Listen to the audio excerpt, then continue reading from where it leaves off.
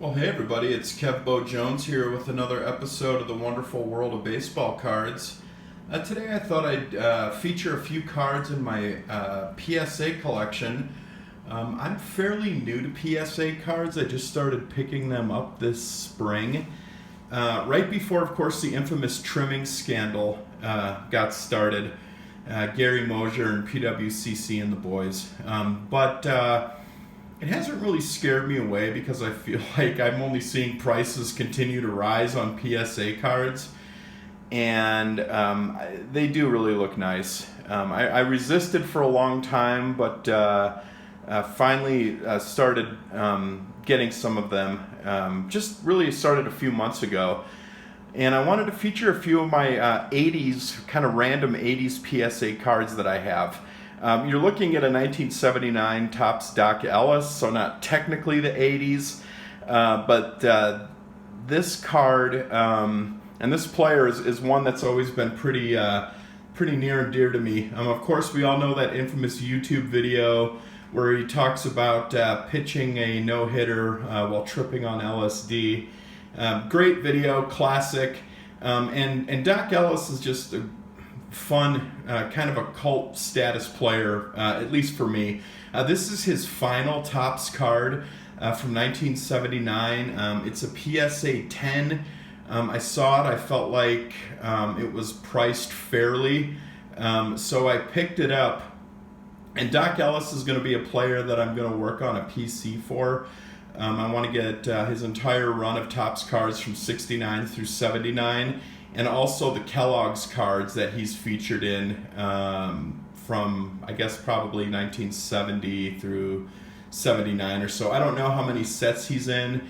I don't have the formal checklist on that, but I do want to pick up a few of his Kellogg's cards as well. So here's the 1979 Topps Doc Ellis. Couldn't resist.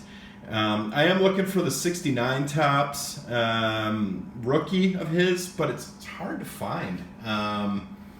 Looking for it in about a PSA 8, but I have not seen many, so if you know where one is, let me know. Now we're moving into the 80s. This is a player that I've kind of said that I really enjoy, and I'm kind of hedging on him, thinking that he could potentially make it into the Hall of Fame eventually, more for his cultural impact. This is a 1981 Topps traded Fernando Valenzuela rookie.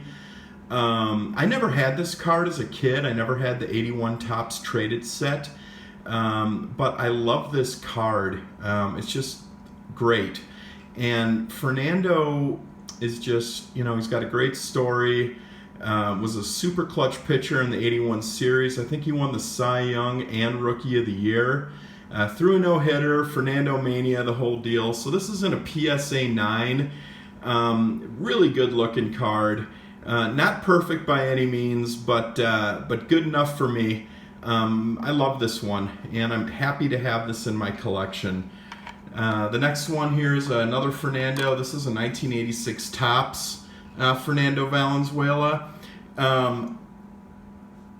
This was actually one of the first PSA cards that I ever got, and 1986 was probably the year that I really started opening a lot of packs. In fact, I remember getting a box of 1986 Topps for my 10th birthday. I think it cost about $10. I think my dad got it for me at the local gas station. But this is sharp, and I really like these 86 Topps cards in this PSA 10 condition. Really just a nice card. This was Fernando's kind of last really dominant year in 86, before just all the innings that he pitched and just all the mileage kind of started adding up. But a great card, and I really try to look for multiple 1986 Topps cards in PSA 10s, but their prices are really starting to get expensive. I'd like to get Mattingly, Henderson, Brett, Schmidt, Rose. The Rose goes for about $250. It's kind of blows my mind. But anyway, this is a nice Fernando. And then my big player chase back from the 86 Topps is this 1986 Topps Vince Coleman rookie. This was actually the card that I was chasing. I never pulled it from a pack as an 11-year-old kid. Probably ripped through probably 75 to 100 packs of 86 tops back in the day, and I never got this card. I got it when I eventually got the complete set, but this one has always been special, and this is actually the first PSA card that I purchased, and it's a PSA 10 Vince Coleman, a forgotten player from the 80s. Probably doesn't have a lot of collectible value, but it's a special card for me, and one that I will for sure always hang on to. I love it. And then another following up on Vince Coleman. This one was sent to me by my brother as just a gift that came in the mail. Vince Coleman's 1985 Topps Traded in a PSA 10. I just loved that card as a kid. 1985 Topps was the first traded set that I ever got, which I think we got probably from a dealer in Wisconsin. But this card I just thought was so cool back in the day. Action picture, 85 Topps set looks great. I opened a lot of packs of 85 Topps too, but that's in a PSA 10. Just kind of a special card, and I love it. We just have a couple more here. This one was also sent to me by my brother. This is a 1988 Topps Big Andre Dawson. This card just, again, also randomly showed up along with a very, very nice 1977 Topps Andre Dawson rookie that my brother sent me. I'll feature that in a later video. But just a great card. PSA 10. I love the Wrigley backdrop on it.